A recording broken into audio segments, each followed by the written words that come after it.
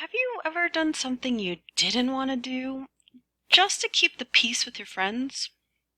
Or have you ever surprised yourself by doing something with others that you would never have done if you were by yourself?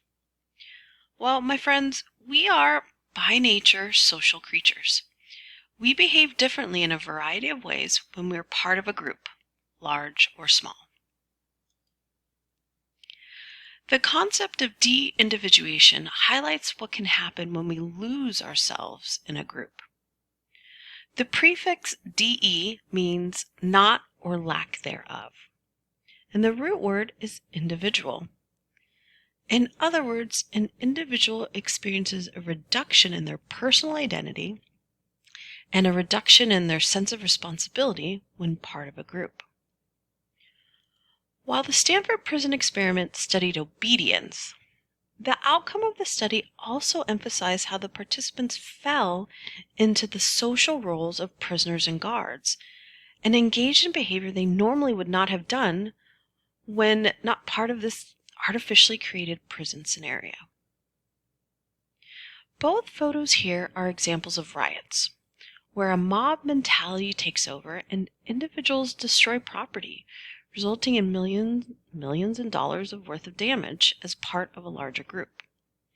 Now, the top photo is of the Baltimore riots in 2015, which was in response to the death of a black man in the custody of the Baltimore Police Department.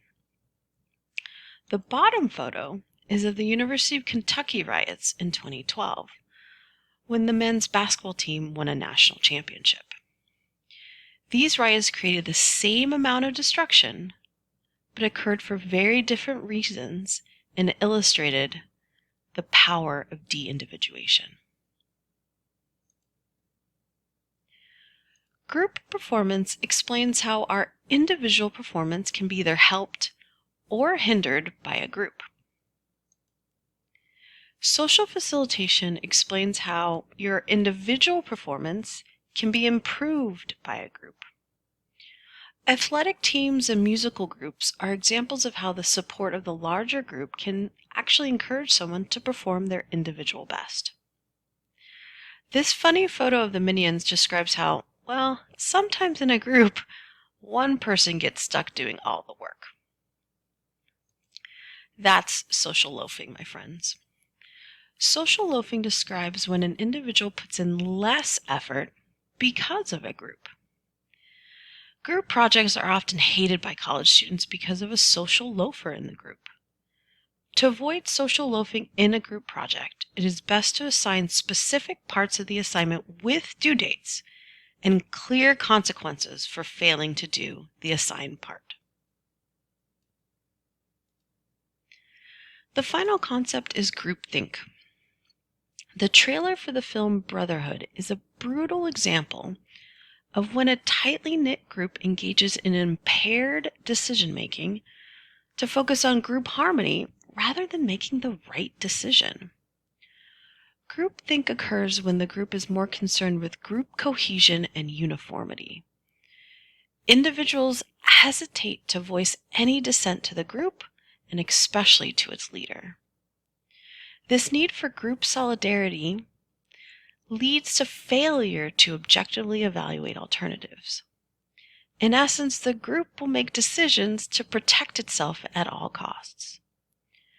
Groupthink can also lead to aggression toward others, both within and outside of the group, when those individuals do not agree. Unfortunately, there are way too many examples of groupthink.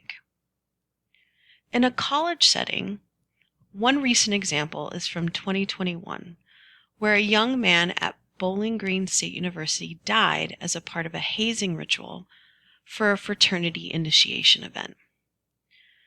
Police reports indicate that the fraternity members engaged in tampering with evidence, obstructing justice, and obstructing official business.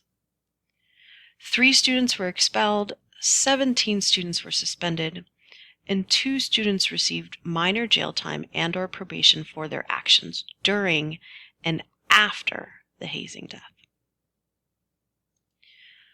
In summary, social psychology studies how the presence of others, whether real or imagined, impacts how a person behaves and reacts. Classic social psychology experiments support how social influence and group processes affect our individual behavior. Indeed, social contact impacts our daily actions, whether we realize it or not.